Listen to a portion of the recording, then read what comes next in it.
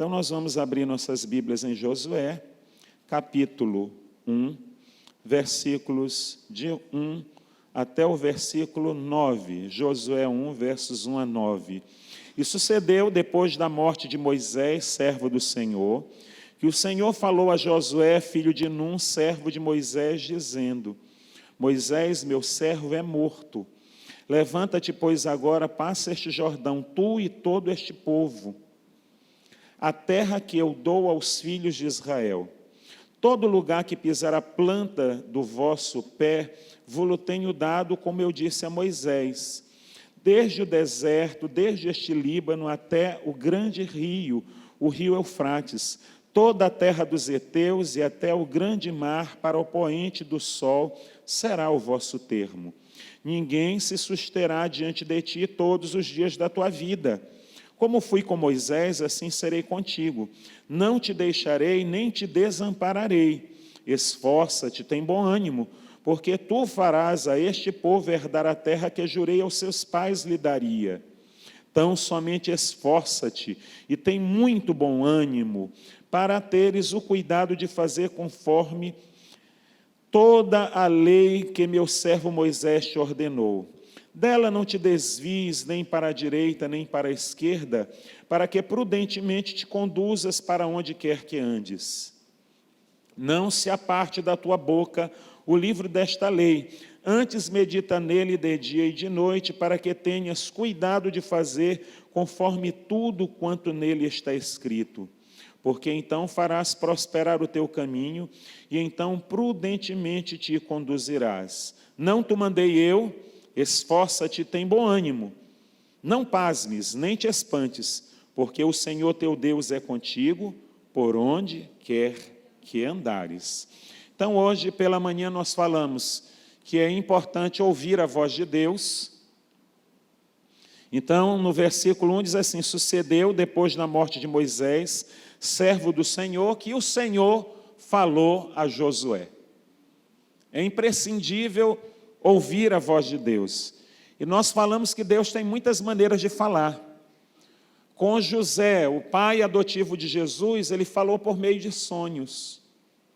Nós vamos ver que por meio do evangelista Lucas, ele falou a partir do momento em que Lucas se dispôs a investigar, a compreender, a ir em busca de informações acerca da vida de Jesus e do ministério da igreja. O evangelista Lucas escreveu o evangelho que tem o seu nome e também escreveu o livro de Atos dos Apóstolos. À medida que Lucas buscava informação, conhecer acerca da pessoa de Jesus, o Espírito de Deus lhe conduzia e falava com ele, de maneira que nós temos o privilégio de ter duas fontes de sua autoria: o livro de Atos dos Apóstolos e o evangelho que tem o nome do próprio evangelista, o evangelho de Lucas.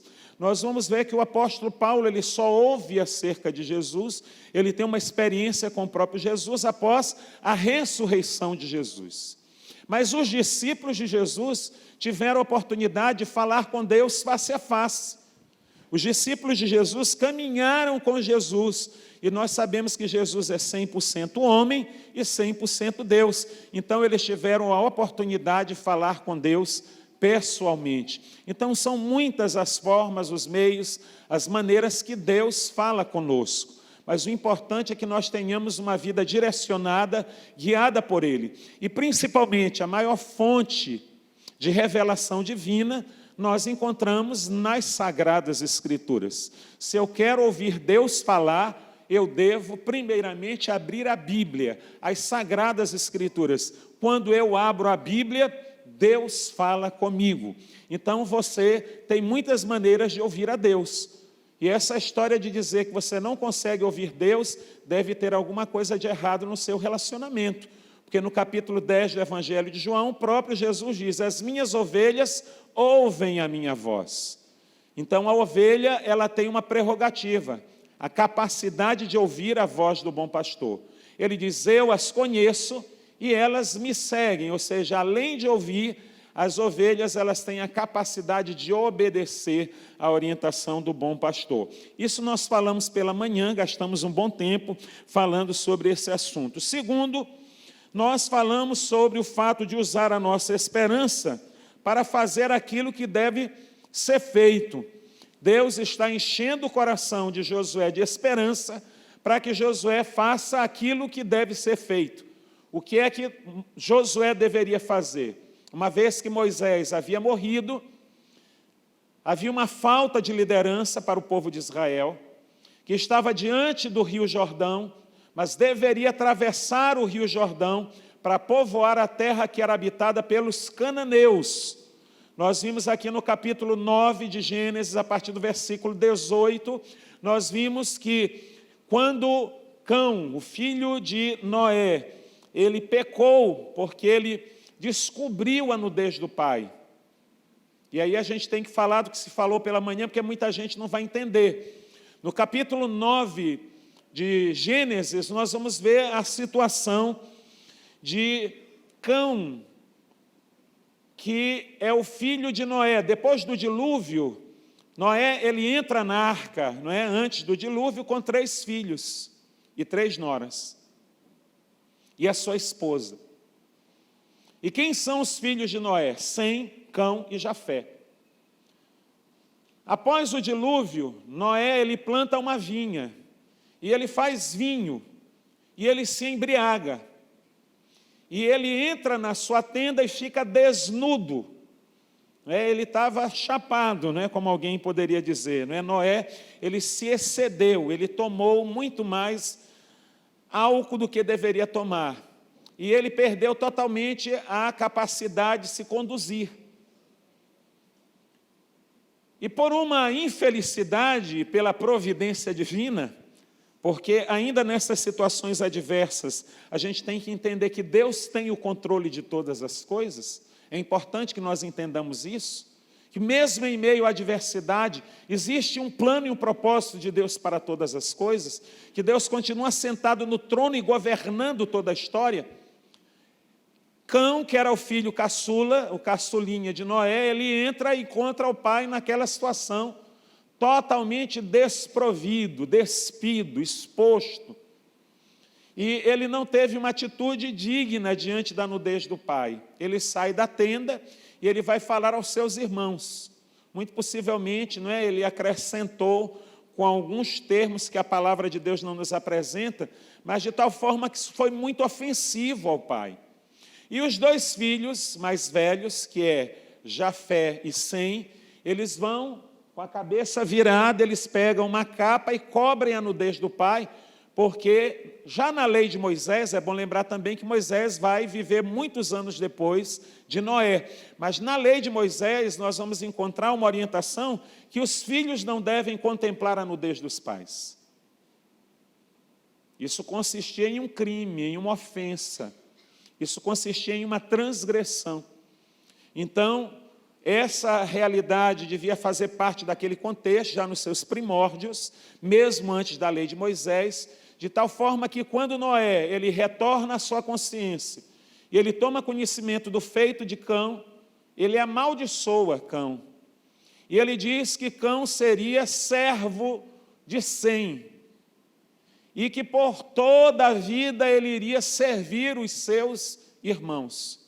E aí nós vamos ver, quando os filhos de Noé saem para povoar a terra, os filhos de Cão, que na realidade vai ser chamado de Canaã, eles vão povoar a terra que vai receber o mesmo nome do filho de Cão, Canaã, que é a terra dos heveus, dos amorreus, dos heteus, dos perizeus e de tantos heteus que nós lemos hoje pela manhã o nome de todos eles, que são muitos, os descendentes de Canaã, descendentes de Cão, filhos de Noé, que foram amaldiçoados e que Noé disse que eles serviriam de escravos.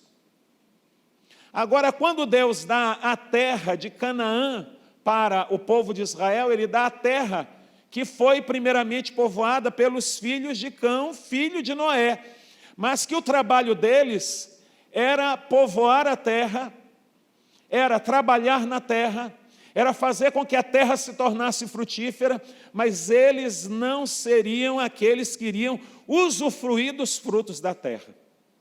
Agora, essa terra que é boa, que emana leite e mel, é sinônimo de grande prosperidade, uma terra frutífera e próspera. Na hora dela ser ocupada e ser desfrutada, o cumprimento da promessa de Noé se cumpre em relação à descendência de Cão, à descendência de Canaã. Eles têm que ser extirpados da terra para que Sem povoe a terra. Isso parece injusto para você, mas nós nunca vamos compreender os princípios da justiça divina. A gente vai ter muita dificuldade de compreender a justiça divina se nós formos olhar na nossa perspectiva. Existem momentos que a gente só pode compreender, receber e absorver algumas verdades da Bíblia por meio da fé. E nós vemos que aí é um cumprimento de uma profecia, que Cão seria servo de Sem. Quem é Sem? Sem é o filho de Noé, de quem vai originar o povo semita. Quem é o grande semita conhecido nas Sagradas Escrituras? Abraão.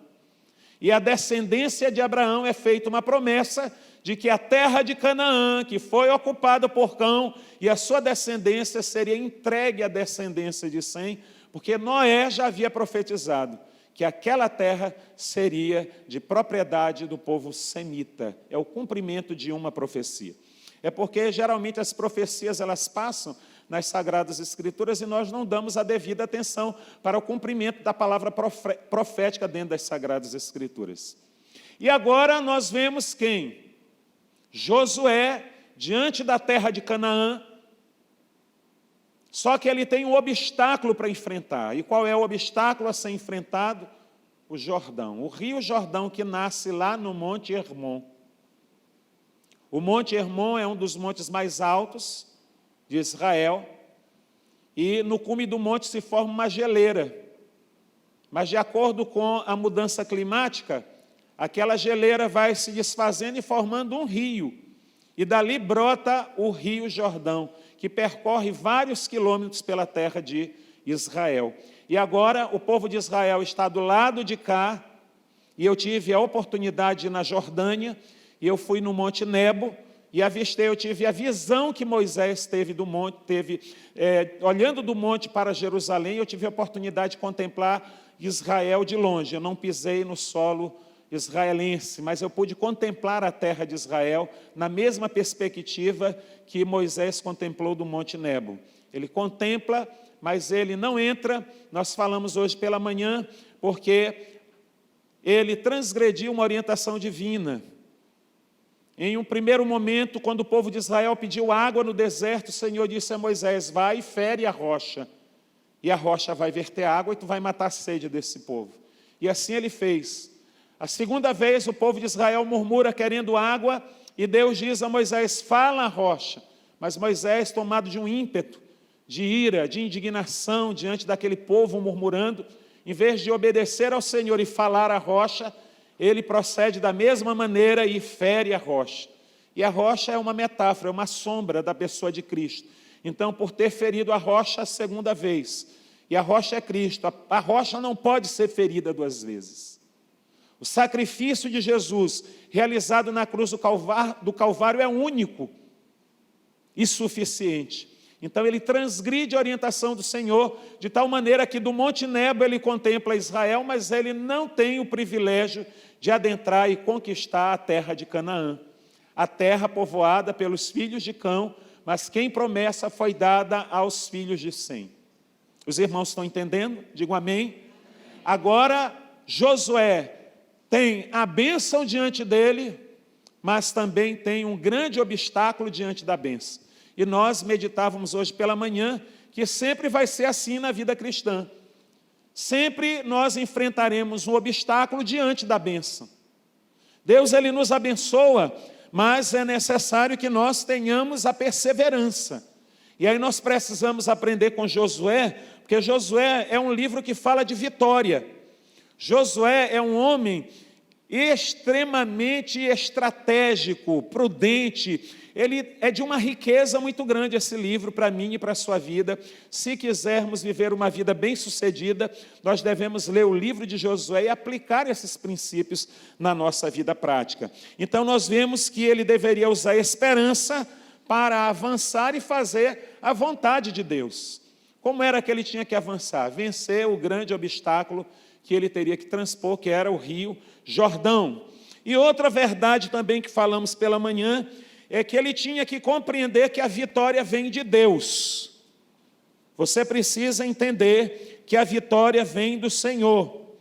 Aqui nós vemos no versículo 2, e aí pela manhã nós enumeramos as vezes em que Deus fala que a vitória provém dele. Versículo 2 do primeiro capítulo de Josué diz assim: Moisés, meu servo, é morto.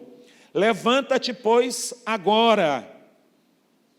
Levanta-te, pois, agora, passa esse Jordão e todo este povo a terra que eu dou aos filhos de Israel. E se a gente prosseguir, nós vamos aprender mais e mais que cada vez Deus vai trazendo para si a responsabilidade, vai trazendo para si a autoridade e o poder de introduzir o povo de Israel na terra de Canaã. Ou seja, a conquista de Canaã não seria um mérito de Josué, mas a conquista de Canaã é um mérito do próprio Deus. Se você tem alvos, tem objetivos na sua vida, que você possa colocar esses alvos, esses objetivos, como tendo mérito atribuído tão único e exclusivamente para o Senhor. Eu tenho um alvo, eu tenho uma meta. Diante de mim eu tenho o Jordão, eu tenho uma adversidade, eu tenho um obstáculo a transpor. Mas o mérito, a honra e a glória é do nosso Deus. Porque na força de Josué, ele não ia a lugar algum. Se você ler o livro de Deuteronômio, se você ler os últimos versículos do livro de Deuteronômio, eu quero ler com você aqui o versículo, capítulo 34, vamos aqui no versículo 9, diz assim: Josué, filho de Num, foi cheio do espírito de sabedoria, porquanto Moisés tinha posto sobre ele as suas mãos. Assim os filhos de Israel lhe deram ouvidos e fizeram como o Senhor ordenara a Moisés. E nunca mais se levantou em Israel profeta algum como Moisés, a quem o Senhor conhecera face a face. Agora imagine você ter que substituir uma pessoa com tal currículo. Você já imaginou? E nunca mais se levantou em Israel profeta algum como Moisés, e quem o Senhor conhecera e falava com ele face a face. Versículo 11: nem semelhante em todos os sinais e maravilhas que o Senhor o enviou para fazer na terra do Egito a Faraó e a todos os seus servos e sobre toda a sua terra, e em toda a mão forte, em todo o espanto grande que operou Moisés aos olhos de todo o Israel. Eu ficaria me acabando de medo. Eu levava logo uma caixa de Rivotril, não é? Porque para enfrentar um problema desse, não é? Não tem Rivotril que aguente. Olha o currículo de Moisés. Nunca se levantou alguém semelhante a ele.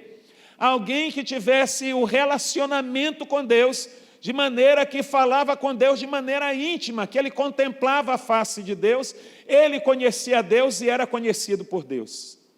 Nunca mais se levantou. Obviamente que isso é exceto a pessoa de Cristo Jesus. Porque o próprio Moisés diz que haveria, que viria aquele que seria maior que ele.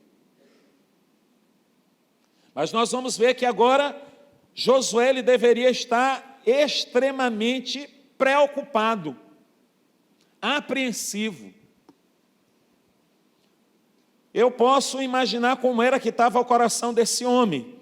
E eu quero compartilhar com você agora algumas verdades a mais que esse capítulo ainda tem para nos oferecer, e eu oro a Deus que sejamos bem-sucedidos como fomos pela manhã, porque agora nós só fizemos a introdução do que falamos pela manhã. A primeira informação que o texto nos dá é que Moisés, meu servo, é morto. Dispõe-te agora e passa este Jordão, tu e todo este povo, e a terra que eu dou aos filhos de Israel. Nós vamos aprender também que Deus chama Josué para assumir as responsabilidades que Deus estava lhe atribuindo. Deus está chamando Josué para assumir responsabilidade. Qual era a responsabilidade que Deus estava dando a Josué? Atravessar o Jordão Segundo alguns comentaristas, afirmam que esse período aqui era o período da colheita, era o período da cheia do Rio Jordão. As circunstâncias aqui, nesse texto, não eram nada favoráveis para a travessia de um rio que não poderia ser feito a nado. Existem comentaristas estudiosos que dizem que ali nós temos mais de 2 milhões de judeus, entre crianças, adultos e idosos. Existem comentaristas que afirmam que era apenas 1,5 milhão de judeus, mas ainda que fosse 500 mil de judeus, que não era o caso. Como atravessar essa turma a nado, num rio com uma profundidade daquela, para conquistar a terra de Canaã? Eles não tinham os recursos que nós temos hoje. Quantas balsas teriam que se fazer para que centenas de milhares de judeus atravessassem o Jordão? Era uma tarefa, assim, que só poderia ser feita de forma prodigiosa. Eu penso que Josué, olhando para o Jordão, devia pensar, ora, para Moisés, o servo do Senhor, isso era fichinha, porque ele já tinha experiência de ver mar se abrindo. Atravessou o Mar Vermelho e o povo passou em terra seca. Mas agora, Josué, iniciante no seu ministério, inexperiente no seu ministério, eu posso imaginar o que passa no coração desse homem de Deus. E a gente aprende com Josué que Deus está chamando a mim e a você para que nós possamos assumir responsabilidade que nos são dadas por Deus. Você está disposto a assumir responsabilidade que Deus te confia? Tem muita gente que diz assim, Deus não fala comigo.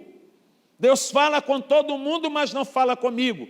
De repente, Deus não fala com você, porque você não tem no seu coração a disposição para assumir o compromisso das responsabilidades que Ele vai confiar a você. Então, em primeiro lugar, abra o seu coração e diga assim como Josué, eu quero abrir os meus ouvidos para ouvir a tua voz, eu vou assumir um compromisso de realizar tudo aquilo que o Senhor me confiar. Você tem coragem de fazer essa oração? Se você tem coragem, levante suas mãos, agradeça, glorifica e diga a Deus que seja assim na minha vida, para a glória e o louvor do teu nome. Eu vejo aqui o grande desafio posto diante dele. Ele agora é chamado para viver experiências completamente novas em sua vida. Até então ele via Deus usando a instrumentalidade de Moisés. E eu tive a oportunidade, antes de ser pastor, estar à frente de uma igreja, eu fui auxiliar. E como é bom ser auxiliar. Eu não estou desmerecendo aqui a condição do auxiliar. Porque alguns Deus vai dar a graça de liderar, e outros Deus vai dar a graça de se submeter à liderança. Porque tem que ter graça de Deus para ouvir a orientação e seguir. Tem que ter graça tanto para ser líder como para ser liderado. E ambos são importantes para a obra de Deus ser realizada. Mas eu, como auxiliar, era uma coisa mais light, porque eu estava plenamente confiante na liderança da pessoa que Deus tinha colocado à frente. Diante de uma dificuldade, o primeiro a enfrentar a pressão não era eu estava aqui na retaguarda. Mas agora, nós vamos encontrar Josué sendo colocado na linha de frente. Deus chama Josué para substituir Moisés. Que grande desafio desse homem. Substituir o quase insubstituível. Agora eu posso imaginar, se fosse eu já tinha procurado um psiquiatra para pedir ajuda. Meu Deus, como é que eu vou dar conta de substituir o cara que é insubstituível? Que lança a vara no mar e se torna serpente. Que fere as águas do rio e se transforma em sangue. Que lança a poeira de terra no ar e se torna uma infestação de piolhos. Que coisa terrível, que homem é esse? Quem é esse homem? Agora eu substituí esse homem? Mas Deus está convidando a mim e a você a realizarmos coisas extraordinárias para o louvor da sua glória. E a minha pergunta é, será que Deus não está chamando você para realizar algo que você tanto teme? E eu pergunto a você, você está disposto a enfrentar e aceitar o chamado que Deus tem feito tantas vezes a você, mas você continua com temor, nós devemos acrescentar ao chamado de Deus o fato de que Ele mesmo nos capacita para realizar. É Ele quem me capacita para realizar. Diga comigo, é Ele quem me capacita para... Não sou eu, de mim mesmo eu não posso fazer coisa alguma. Tem gente que diz assim para mim, pastor, me ajude. Eu digo, meu Deus, é a igreja que já me ajuda, meu pai. O que é que eu vou fazer da minha... Mas eu só posso ajudar porque existem pessoas que me ajudam. Mas a minha fonte é o Senhor e a minha fonte não seca. A minha fonte não cessa. Essa fonte é generosa, e ela flui e salta para a vida eterna, amém? E o tempo que a gente vive no tempo presente é olhando para o futuro, para a eternidade. A tua fonte não seca. Diz para quem está do teu lado, a minha fonte não seca. Porque quem me comissiona, quem me chama, é quem me capacita. Eu não tenho medo nenhum de me envolver nas broncas que Deus me coloca para me envolver, porque eu entendo que é Ele quem vai resolver. Primeiro que eu sei que de mim mesmo não dá para eu resolver. Começa pela questão financeira. Amados, nós fomos criados para manifestar a glória de Deus. E nós precisamos, como Josué, discernir, compreender a visão de Deus para as nossas vidas. O que é que Deus quer para a minha vida? Deus deixou claro o que Ele queria para Josué. Deus disse, Josué, eu quero que você pegue esse povo, atravesse o Jordão, e chegando no Jordão, você povoe com esse povo aí todinho, distribua esse povo, essas tribos, na terra de Canaã. Ele sabe o que é que Deus quer para a vida dele. Agora, eu lamento que existem pessoas que entra ano, sai ano, e eles não têm direção, perspectiva para a vida, o que Deus quer para a minha vida. Outro dia eu tive um pesadelo. No meu pesadelo, eu já era um homem de 50 anos, como sou hoje, mas eu não tinha casado, eu não tinha filhos. Um pesadelo que eu tenho com recorrência é que eu nunca estudei, nunca terminei o 2º grau. Pense, eu acordo tão angustiado. Era só da minha mãe dizer, menino, tu tem que estudar, não sei o quê, sem estudo a gente não vai. Fez uma lavagem cerebral que até hoje eu acordo e digo, meu Deus, será que eu terminei o 2º grau, meu Deus? Aí que eu me lembrar, terminei o 2º grau. Aí. E foi um pesadelo horrível, porque eu olhava para trás naquele pesadelo e a sensação é, eu não construí nada na vida. Já estou um homem de 50 anos, não tenho filho, não tenho mulher, não tenho casa, não tenho... O que foi que eu fiz da minha vida nesses 50 anos? Graças a Deus, eu acordei e essa não era a minha realidade. Mas tem gente que se contenta em viver assim. Acha até que é um mérito. Isso não é mérito para ninguém. Que a sua vida não seja uma vida que seja mediana. Que aí vem a palavra medíocre, e que eu não quero ofender ninguém. É uma pessoa que ela tem aquela vida ali, que aquilo ali não vai nem para frente nem para trás. Então, amados, nós precisamos entender e discernir qual é a visão de Deus. Josué tinha convicção da visão de Deus para a vida dele. Tinha uma visão clara do chamado, daquilo que Deus estava chamando ele para fazer, o que era? Cruze o Jordão e povoa a terra de Canaã. Você sabe o que Deus quer para a sua vida? Você já entendeu, já discerniu quais são os seus dons, quais são os seus talentos, o que é que você se deleita em fazer, o que é que a vida ao longo de todos os anos te capacitou para fazer com excelência? Pois é bem provável que a partir daí você possa identificar o seu chamado. Deus falou a Josué e ele fez perguntas claras, ou melhor dizendo, as respostas de Deus foram claras à inquietação de Josué. Nós vamos ver que a quem ele deveria conduzir, ele disse, todo o povo. Está vendo? Todo o povo de Israel, ou 1,5 milhão, ou 2 milhões, ou mais de 2 milhões, não sei. Mas é muito provável que seja bem mais que 1 milhão de pessoas. É esse povo aí que você vai conduzir. Aonde é que é para levar o povo? A terra de Canaã. A terra que desde Noé eu já havia prometido que daria aos filhos de Sem. Canaã seria só aquele que iria desbravar. Ele iria aprovar, iria cultivar a terra, mas quem vai desfrutar a terra não é Canaã, é o povo semita. São os descendentes de Abraão. Então, nós vemos a quem levar todo o povo, aonde levar a Canaã. E quando levar? O Senhor diz, dispõe-te agora. Você vai agora. Não tem tempo para você ficar pensando, não. Se você ler o último capítulo de Deuteronômio, que nós começamos a ler ainda há pouco, se você ler os versículos anteriores, você vai perceber que o povo de Israel já chorou a morte de Moisés durante um período de 30 dias.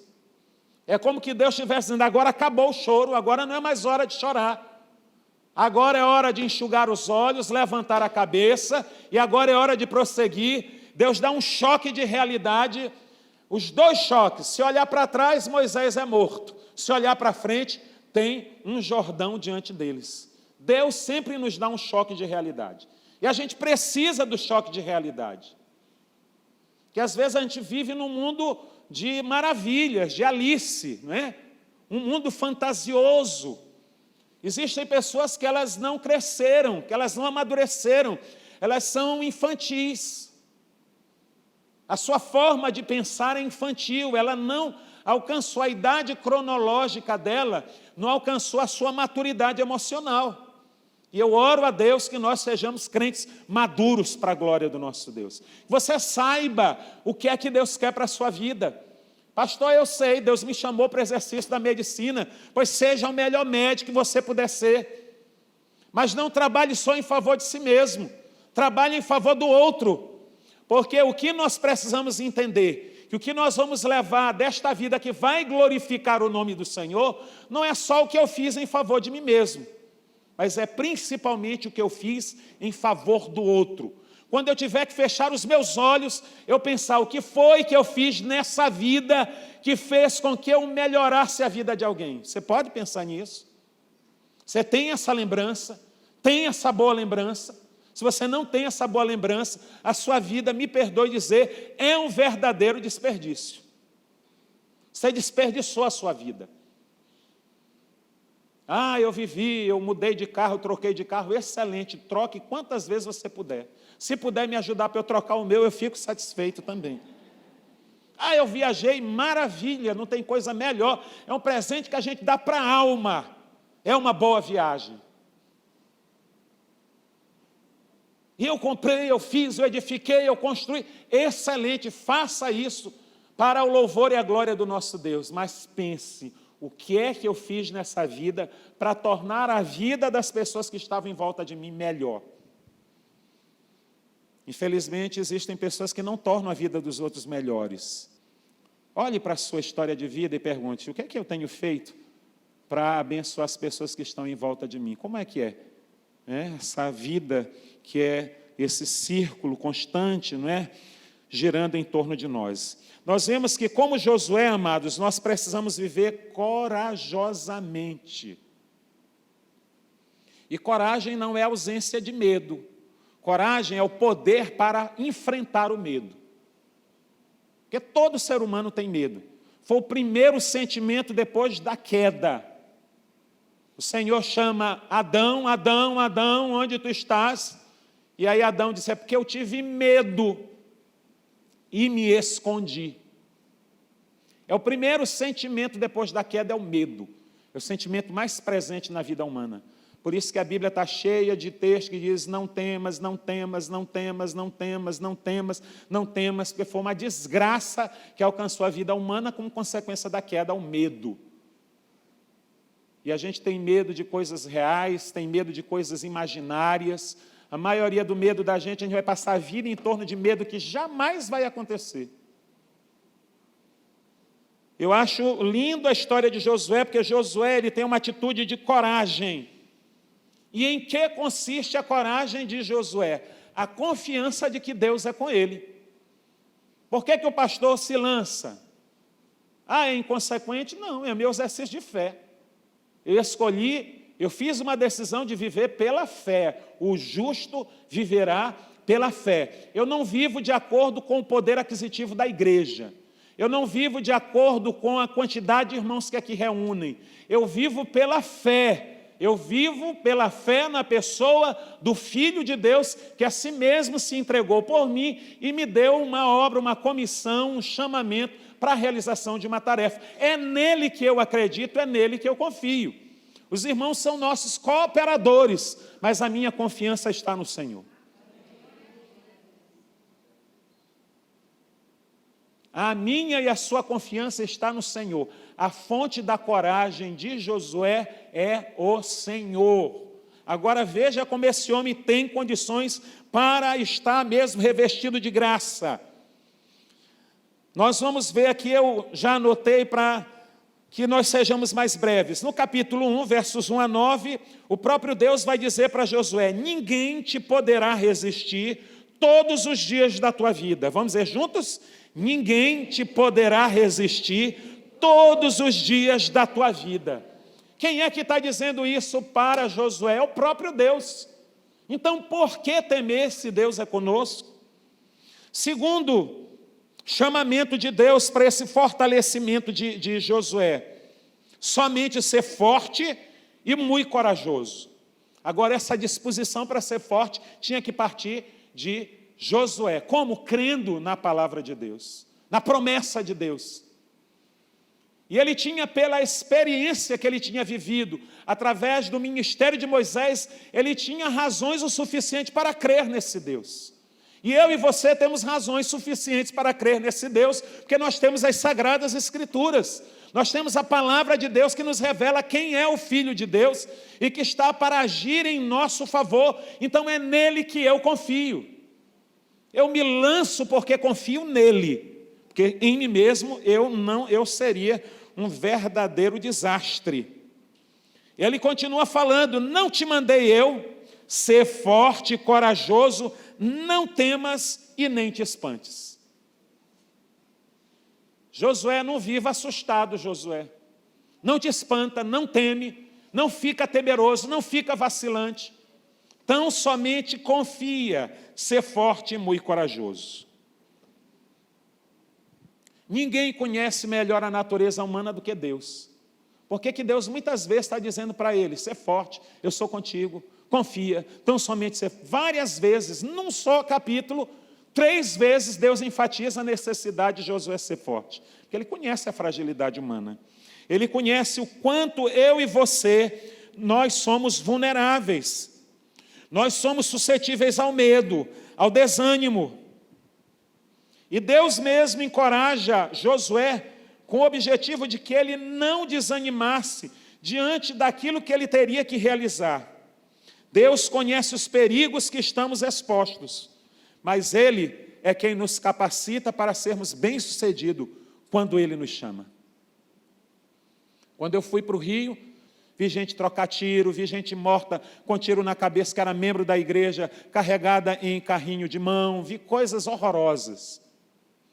Coisas horrorosas. E mamãe disse assim para mim: meu filho, tu sabe para onde vai? Eu digo: eu sei muito mais quem está me mandando ir, e é nele que eu confio.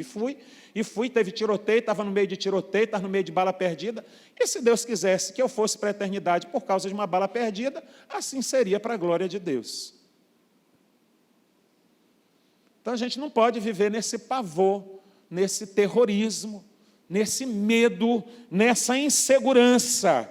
Em o nome de Jesus, que você diga: caia por terra agora todo medo, toda insegurança, na autoridade do nome de Jesus. Quando nós confiamos em Deus, nós deixamos de nos preocupar com os adversários. Tinha cananeu, heveu, amorreu, eteu, ezeu, era tanto zeu ali na terra de Canaã, tudo filho de Canaã. Mas agora Josué não está preocupado com os adversários, porque ele está confiante no Deus que comissionou a tarefa de atravessar o Jordão e povoar e conquistar a terra de Canaã. Quem são os cananeus? Para aquele que vê as nações como pó. O que é a nação, a terra de Canaã, diante daquele que criou os céus e a terra? O que é esse obstáculo que você está enfrentando diante daquele que tem todo o poder nos céus e na terra? A adversidade, a enfermidade, qual seja o seu Jordão. Jordão é um grande obstáculo. Eu sei quais são os Jordãos que estão diante de mim, mas cada um sabe qual é o seu Jordão. Mas o que é esse obstáculo diante daquele que fez os céus e a terra, que dá ordem e o mar se aquieta, que até o vento ouve e obedece a sua voz? E agora, tentando caminhar para o fim, nós vemos que Josué, o comandante das tropas de Israel, ele tinha o que dizer, tanto quanto ao povo, como ele tinha o que dizer a respeito de si mesmo. Josué, ele poderia dizer que o seu Deus já lhe garantiu a vitória. Josué, ele tinha o que dizer diante das tribos de Israel: foi o Senhor quem me chamou, foi o Senhor quem me habilitou, quem me capacitou. E ele tinha o que dizer acerca de si mesmo, a confiança que ele tinha em Deus, que Deus o havia chamado. E nós precisamos ter essa confiança ao ponto de dizer que o Senhor já nos fez conquistar a terra de Canaã. Ele já nos deu a vitória. Sem ter coragem, por melhor que você tenha a sua visão, a compreensão daquilo que você entende que Deus quer para a sua vida, você não sairá do lugar. Eu tenho que ter a visão do que Deus quer para a minha vida, e eu tenho que ter a coragem para fazer o que Deus mandou. Tem muita gente que tem a visão do que Deus quer para a vida dele. Está envelhecendo, os dias estão passando, e o tempo é cruel, o tempo não perdoa. E ele tem a visão clara, o que Deus quer para a minha vida, mas não tem coragem para tomar iniciativa. Eu oro a Deus que tanto eu como os irmãos tenhamos visão de Deus, ou seja, saber a direção de Deus para a nossa vida e ter coragem para colocar em prática aquilo que Deus nos comissionou. Tem gente que tem coragem, mas não tem visão. Tem gente que tem visão, mas não tem coragem. Que nós possamos ter a visão, a direção e a coragem para a glória e o louvor do seu nome, em o nome do teu Filho amado, ó Pai. Nós precisamos ter visão, onde é o lugar de Deus para mim, e coragem. Eu vou pegar esse touro pelo chifre, porque eu não vou sozinho, eu vou com a graça de Deus. Ninguém pode realizar mais do que aquele que assumiu a decisão de correr riscos. Tem gente que não quer correr riscos, mas viver é arriscado. Diga comigo, viver. Gente, viver é arriscado. A partir da hora que eu nasci, que eu entrei na história dos seres humanos, meu amigo, eu estou correndo riscos. E assim será enquanto eu viver. Por isso, por amor a Cristo, aceite correr os riscos. Eu não sei qual é o risco que você pode estar correndo, mas todos nós iremos correr riscos. Mas em o nome de Jesus, eu quero lembrá-los que você pode, em meio a tudo isso, clamar a Deus por coragem. Diz para quem está do teu lado: meu irmão, clama por coragem. Diga: Senhor, eu quero ouvir você clamando por coragem agora.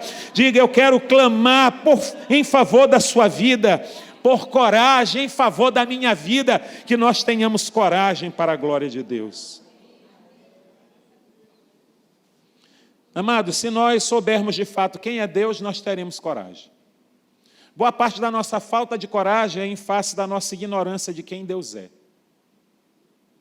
E é por isso que a gente fica lutando para os irmãos virem estudar a Bíblia.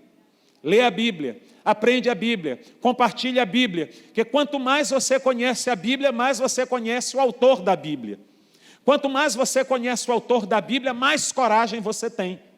Se você olha um crente muito temeroso, medroso, trôpego, é porque ele não conhece o Deus das Sagradas Escrituras.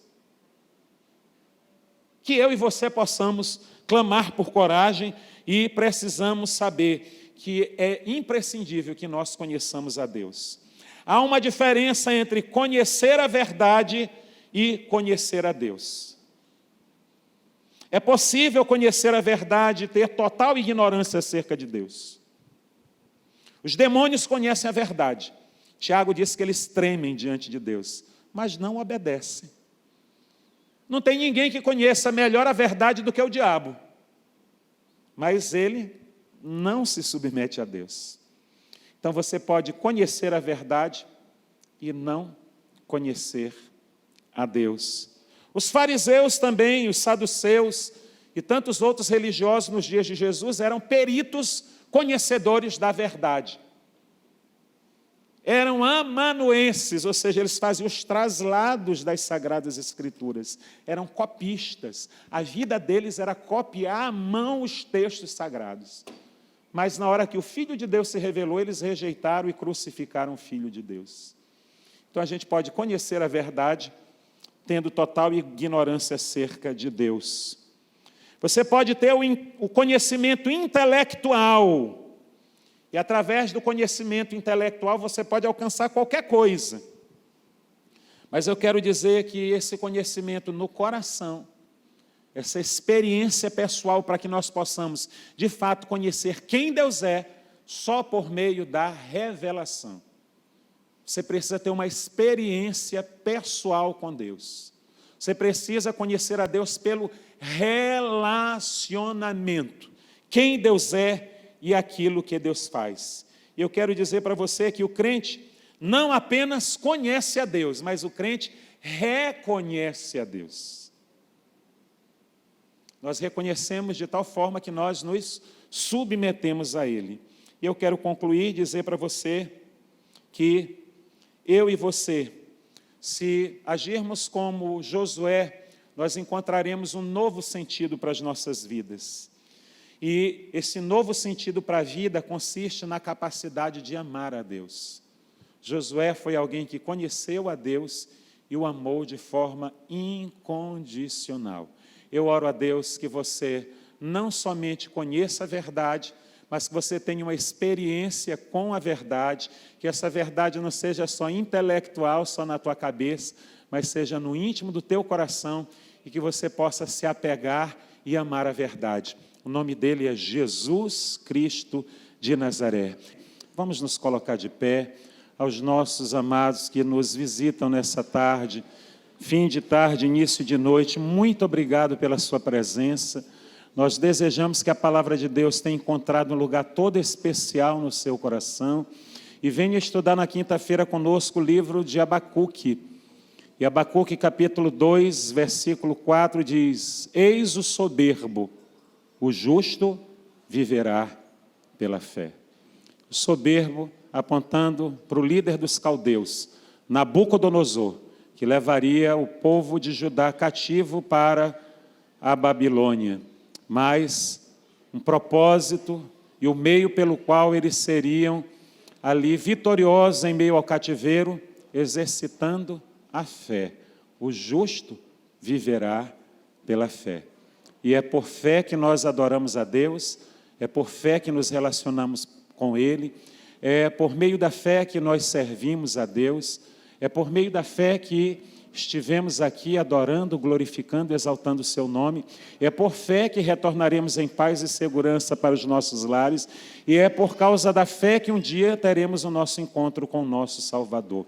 A vida cristã é toda por causa da fé, em razão da nossa fé. Querido Deus, agora leva-nos na tua paz. Guarda-nos, livra-nos de toda a investida do mal. Que sejamos em tudo muito bem-sucedidos. Que a tua graça seja sobre as nossas vidas.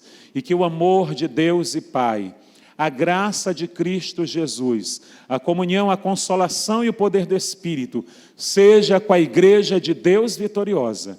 Que a abençoada diz... Diga, tenha coragem, seja como Josué, tenha coragem, uma semana de vitória.